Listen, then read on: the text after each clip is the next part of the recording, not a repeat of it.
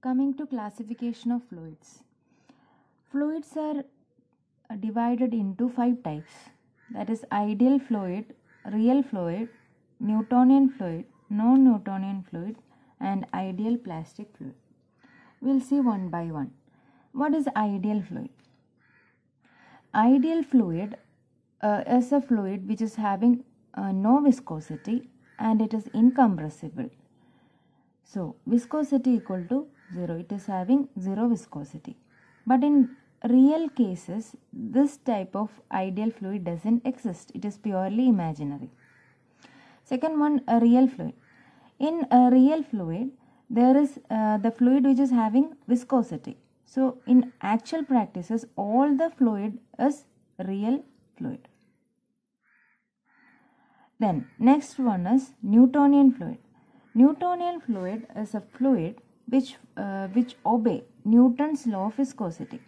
Newton's law of viscosity is equal to tau equal to mu into du by dy, which means that shear stress is directly proportional to the velocity gradient. So, for example, air, water are grouped inside Newtonian fluid, whereas non-Newtonian fluid is a fluid which does not obey Newton's law of viscosity. So, in the non-Newtonian fluid, shear stress is not directly proportional to velocity gradient. Fifth one is ideal plastic fluid.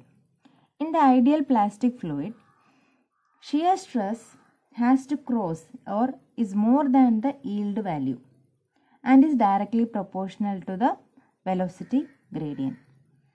Okay, so for example, a few example of non-Newtonian fluid is blood, milk, etc. So we will represent all these fluid in a graph. Okay, we will see that. Okay, so I am taking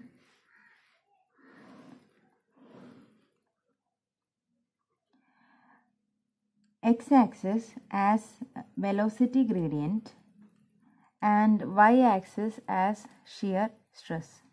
Okay, shear stress and velocity gradient. Now I have to first represent, suppose, a Newtonian fluid. So what is a Newtonian fluid? The fluid which obey the Newton's law of viscosity, that is tau is directly proportional to du by dy. This is the Newton's law of viscosity. So the fluids which obey Newton's law of viscosity is termed as Newtonian fluid. So first I will draw that. So it is directly proportional, so it is just a straight line. Okay.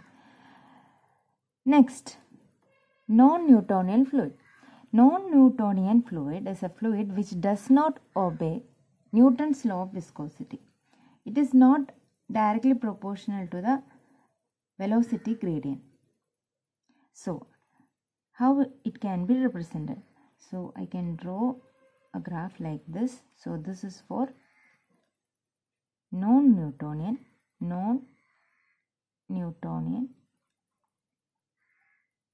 fluid.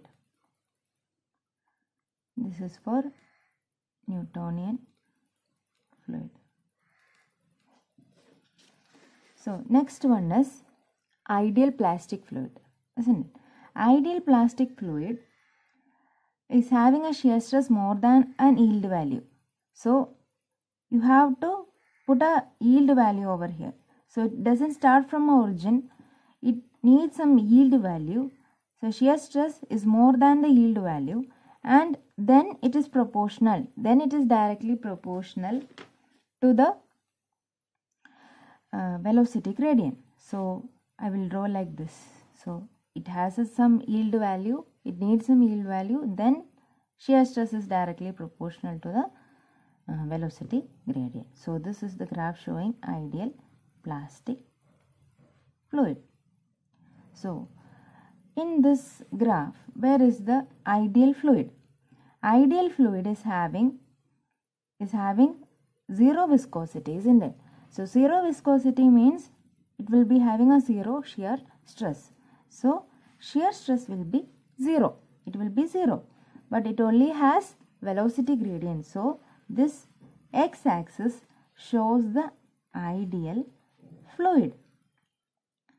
All this can be grouped as real fluid.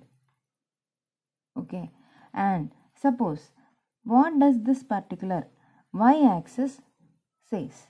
Y-axis is having only shear stress.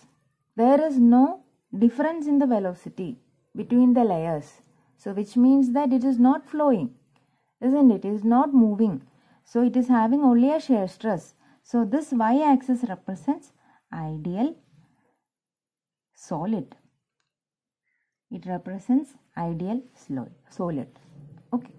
So these are the types of fluid or the classification of fluid.